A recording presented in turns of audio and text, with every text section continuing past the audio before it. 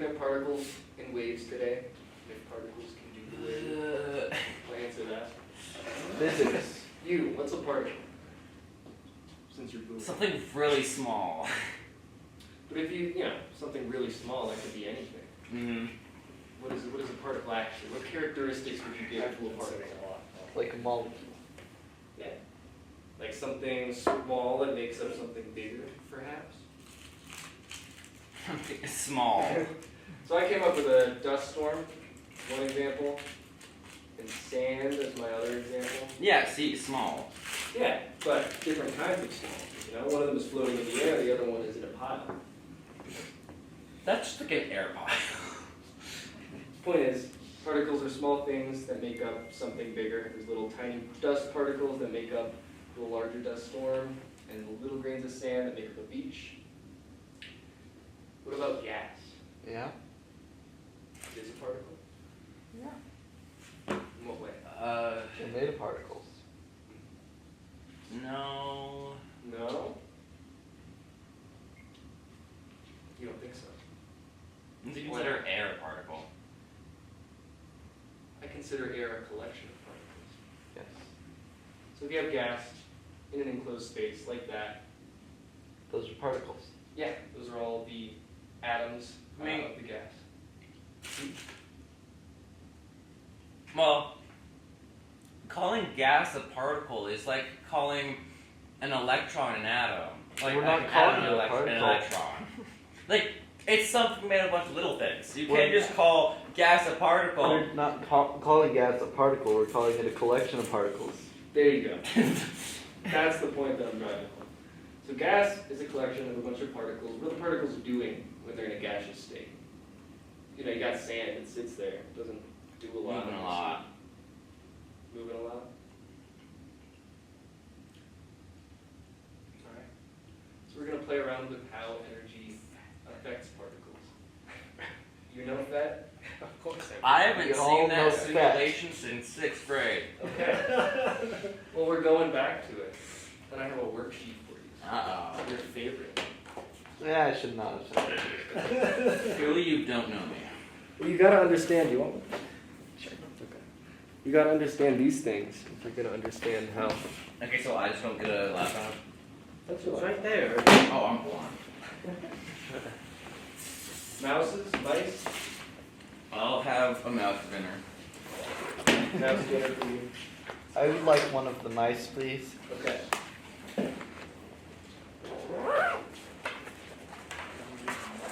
What was the password again? It's up there, Fort Lewis 23 with a capital F and a capital M. So we can answer what Get that. particles do. If you had to describe them, better than just small things. Move. Yeah, that's a good one. Move in response to what? Collision. Temperature. Well, temperature is caused by the collision. That's how fast they're moving. Where the collision is caused by the temperature. It's interchangeable. Yeah. But it's more like the particles cause temperature. Because the faster they move, it's the hotter they get, so that's how heat is more or less produced. They're interrelated. There's no putting one before the other. But just like these cute little penguins in the Newton's cradle, each particle makes up part of a whole system that it represents. So each particle has its own individual, speed, its own mass, its own pushing power, and together, all of those particles make up a whole system, like we described. They move randomly, just bouncing off of one another, carry energy, like you guys were talking about, and they change behavior based on the energy. The temperature goes up, kinetic energy goes up. I did it. He wins. Yeah. It's not hard. Pretty easy. So that's the point that I'm trying to drive home, is that individual interactions between these particles is what models the system in a particle-based system. What about a wave? What do you guys know about waves? Why does the lid keep going off? Too much pressure. After move up and or something. Actually, That just repeats or something. I don't know. Yeah, repetition. That's a really good characteristic of a wave. It's like a subwoofer. Yeah. Is there a way to like force the lid to stay on? Well, we're moving on from particles. Particles are so last year. I want to see him move at light speed. Light Just speed blew is my way off impossible that for a thing. particle. Diffusion. Ideal. So they're oscillatory. They repeat. There's a pattern to them. What else? I'm at 6256 Kelvin.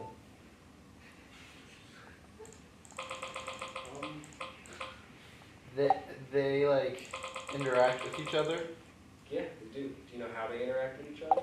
bounce Are they like into particles each other. bounce into each other? Yeah, And then do what? They bounce off of each other like particles? and go then they in just different like directions? go on their own separate ways. Okay. That's a theory.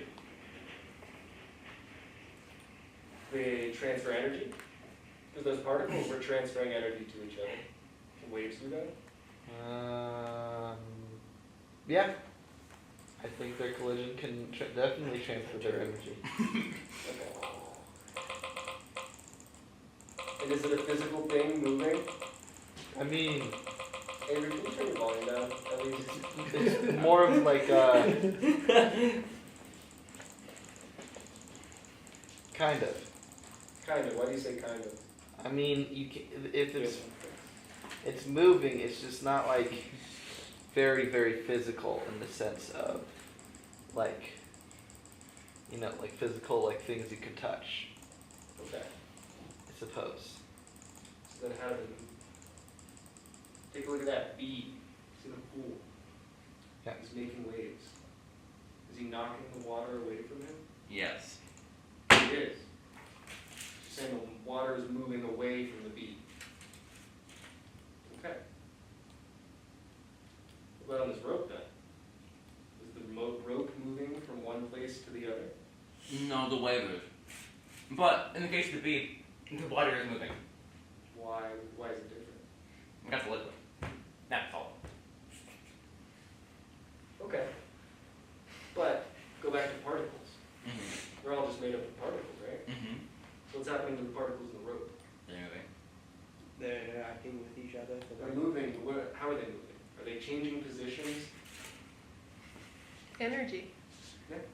They're going up and down. So if you see on the green side, it's moving up and down, and then that energy that is, you know, imparted on that end to move it up and down goes over to the red side. It wiggles that Yeah. side. In a controlled setting, like the rope, the particles move up and down, but do not move longitudinal. But in the case of water, it's a liquid, so they can move freely, and they do actually move. Okay. We'll keep investigating. Well, I know that for a fact. I'm studying waves in science. Okay. Okay, I believe you. What makes up a wave then? Mr. Wave A expert. disturbance through a disturbance or Well, if you had to get propagation. characteristics, you know? The guy have a hair color and Oh, if I need a kind of an exact description, it is a disturbance propagating through a medium. That's a good one. Yeah, that's what we're taught in physics. Literally. I'll give you a hint. I'll give you one of them. Amplitude is part of one of the characteristics. You want my characteristic, not a description. Yeah. That's what I'm talking about. There's Amplitude, frequency, Frequency. hertz, wavelength, wave speed. Hertz is frequency, but I'll give it to you. You obviously know frequency and Yeah. amplitude. You guys are experts. What about phase? and We then talked about that last time, but it was more in the sense of qubits, and it was kind of abstract.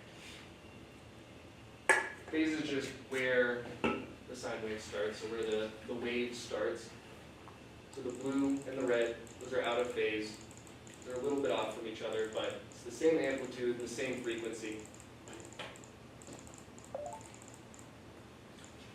So now we're going to look at if particles can do the wave. New simulator. huh? New one.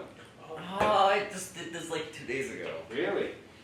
Yeah, I used that exact one like 2 days ago. Okay. We've got a couple versions of it, so. Oh, that's so funny.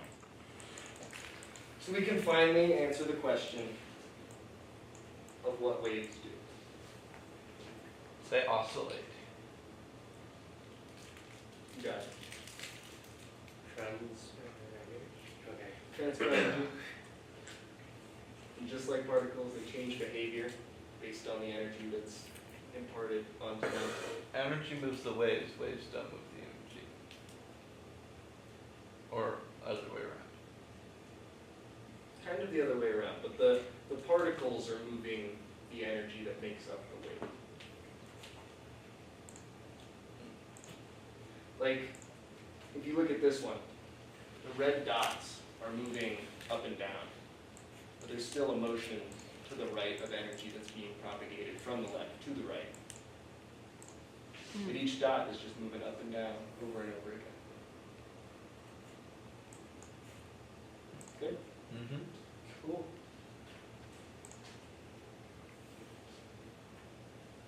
So now we're going to look at interference, what happens when two waves meet. Have you guys done this one in your science class? Yep. Really? Yeah. Man, okay. Yeah, well, We did that like 2 days ago. The interference? Yeah, we actually been studying that for about like a week. Alright. You guys are going to be an expert on interference now. That was in a pond. rain on the pond. Rain on a pond? Perhaps. Surfing. Yeah. What the waves do I when guess you're when out they in the crash ocean into and each other. Two Yeah. speakers. Yeah, that's a, I mean, Noise canceling headphones are a really good one. yeah, that's what I was looking for. Noise canceling Oh. headphones. You know how those work? I do, because he pointed at me. He's like, you should know. I'm like, you should know. I'm like, what happens with noise canceling headphones is they take in the outside noise. Mm-hmm. It's actually noise canceling anything.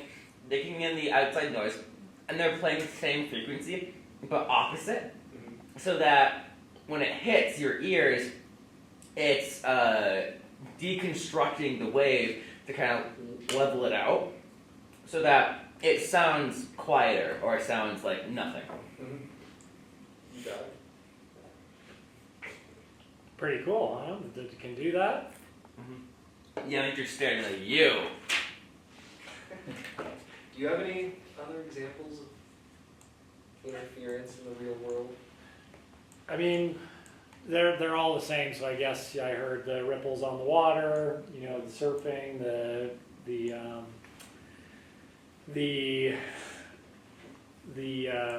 the sound cancellation in the earphones. I mean, a lot of mechanical processes, right? So think about maybe it's a little more abstract, but do you all have your driver's licenses yet? No. No? Getting close? Do you someday wish you had a car? No, I'm more No, you don't want a car? I'm more about it. Okay. But that has two things. It has a spring and a damper on it, right? Yeah. And so one thing is supposed to like cushion you when you hit a bump. The other one is to make it so you don't bounce all over the place when you do that, right? So again, it's not a true wave in the examples you all used, right? But it's kind of the behavior of the mass on those things. You're trying to dampen that wave out, that oscillation motion that's induced by your car going over a bump. It'd be a bummer if you went over a bump and your car vibrated up and down forever at some frequency, wouldn't it? That used to happen to me. what about wind? My favorite story about frequency is Nikola Tesla's weapon of mass destruction. Wait, what? So Nikola Tesla, he knew that everything had a resonant frequency. So he has little vibration machines, like little like box like this big that wrap around a metal pole in his building, and he'd tune it just right so that the beam would like start resonating with the machine. So he increased the intensity of it, and he was shaking the entire building and the neighborhood connected to his building. And when the police came barging in, he was breaking with a sledgehammer. It's really funny. There's a cool video called the Tacoma Narrows Bridge. Have you ever seen that one? That's the same. So they It's all coming back to me now. Yeah. they all like the designers like make sure that it wouldn't like go swinging, but they forgot torsional Yeah. way, so it was just like Well, it did that. The wind induced that oscillation, right? So that wind, it was going over it, started inducing an oscillation over it. And that whole bridge started operating at that frequency, you know, and it collapsed the whole bridge because of that. Right.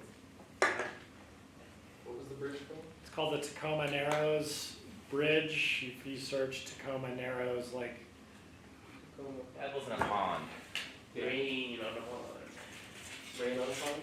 Perhaps. Surfing. Yeah. What the waves do I when guess you're when out they in the crash ocean into and each other. Two Yeah. speakers. Yeah, I mean, Noise canceling headphones are a really good one. yeah, that's what I was looking for. Noise canceling Oh. headphones. You know how those work? I do, because he pointed at me. He's like, you should know. I'm like, you should know. I'm like, what happened with noise canceling headphones is they take in the outside noise. Mm-hmm. It's actually noise canceling anything. Taking in the outside noise, and they're playing the same frequency, but opposite, so that when it hits your ears, it's deconstructing the wave to kind of level it out, so that it sounds quieter or it sounds like nothing. Mm-hmm. You got it. pretty cool, huh? That it can do that. Yeah, I think you're staring at you. Do you have any other examples of interference in the real world? I mean, they're all the same. So I guess I heard the ripples on the water, you know, the surfing, the